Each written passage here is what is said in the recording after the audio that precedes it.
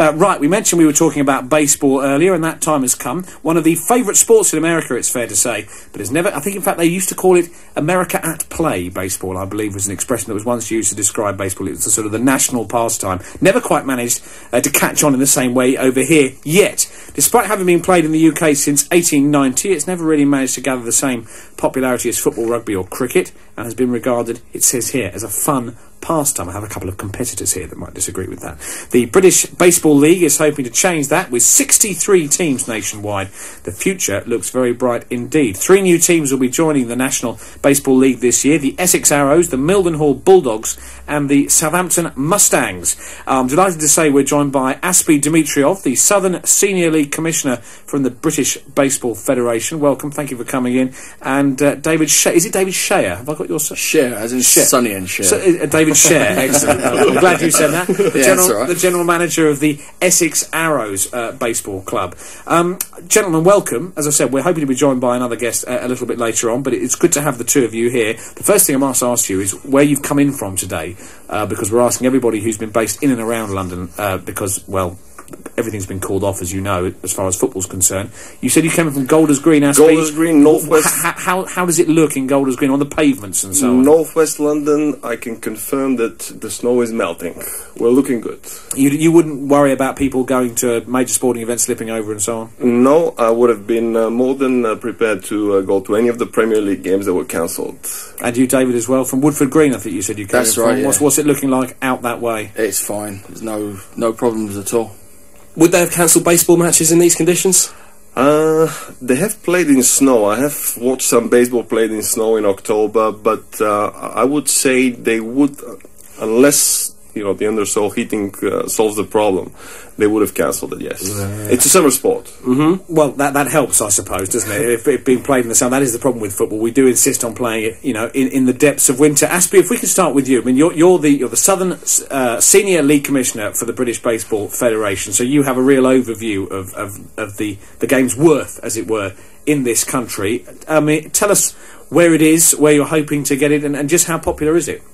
Well, as you said, it's not the most popular sport in this country. Obviously, we are competing against major sports like football, cricket, rugby, but we are making real progress. Over the last, I would say, 12 months, there has been real progress, and we're experiencing some real growth.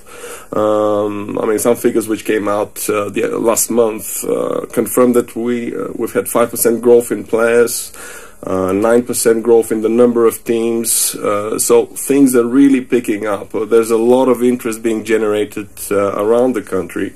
I mean, we came, there was a group of guests that came to your show, I think it was last August, building up to the national finals of the 2009 season, and after that show there was a lot of interest, a lot of inquiries coming in, so just a confirmation that it is a popular sport. How difficult is it, though, when football is so big, and then there's cricket, and then there's other American sports that are coming over and sort of pitching their tent as well? There's basketball, American football at Wembley. You're not just competing with the British sports or the English homegrown sports, as well, but also other American sports too.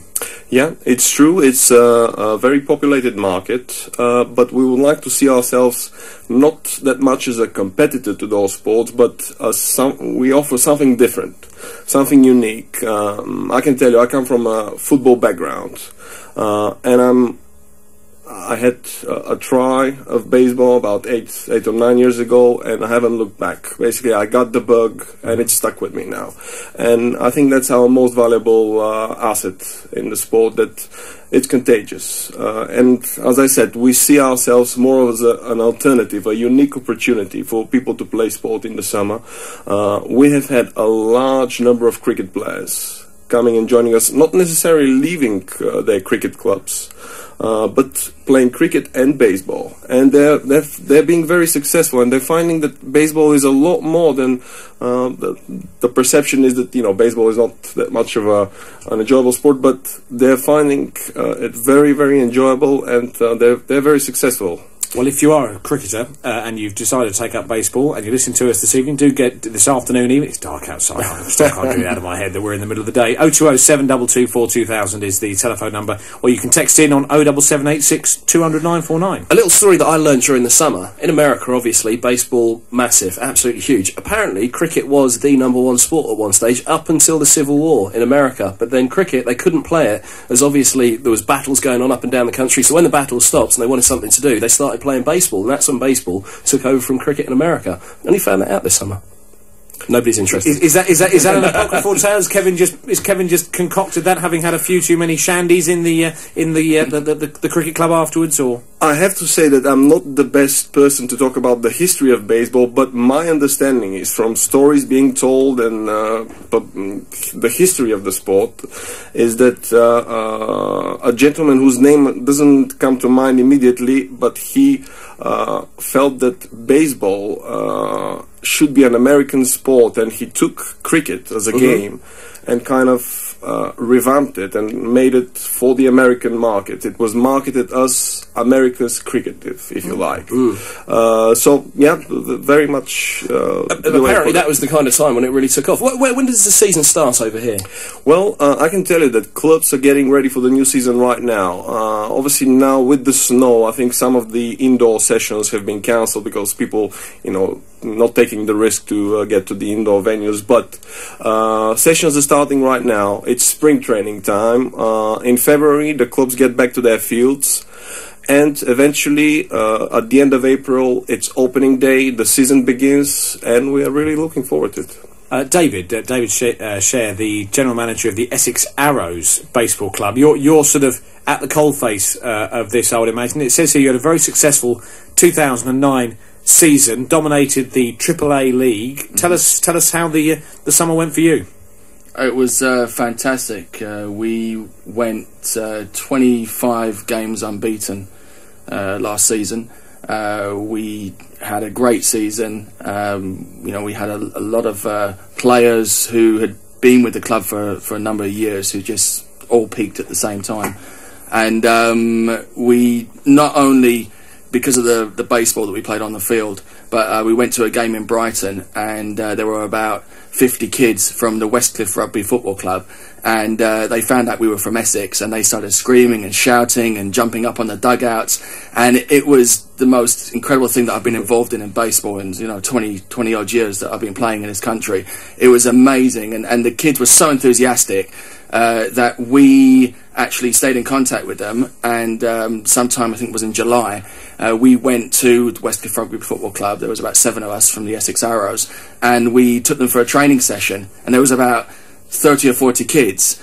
We took equipment which was lent to us from Baseball Softball UK, and went down and had the most amazing day. They invited us for their trophy evening, so all the parents were there, and we had sort of an hour and a half session with them before the trophy presentations, and the kids were mad for it. They absolutely loved it, and what they want to do now is they want to set up a baseball field over at Westcliff Rugby Football Club, and have, because it gives them something to do also in the summer, because they're playing rugby, and Is that relatively easy to do? Just set up a baseball club. The amount of equipment, you obviously need the space. That's the most important thing. But once you've got that area to play in, how easy is it? It's actually not that difficult, right? And there's been a lot of funding. I mean, Ashley would probably be best to talk about the funding side of things, and sort of where that comes in terms of bringing equipment into the club, especially for the youth. I mean, there's been a huge amount of investment, because that's where the future of the sport lies. But I mean, it's been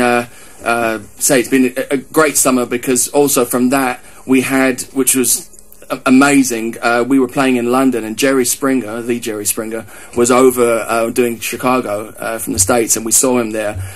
He'd come to umpire a game, and we said to him... So he'd come to umpire... I mean, Jerry Springer is an extraordinary man. He was the mayor of some town in America. He's done various other things. And he's, at Chicago, he was Louisiana. Talk show, and he was also umpiring as well. What happened was, he got his minder...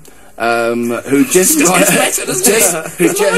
by coincidence has sort of the company offices right near our ground, but in Waltham Abbey. But he asked him to find baseball. Jerry Springer asked his manager, I love baseball, see if I can go down and umpire a game. Got in contact with the Umpires Association. They said, yeah, fantastic, no problem. Because he holds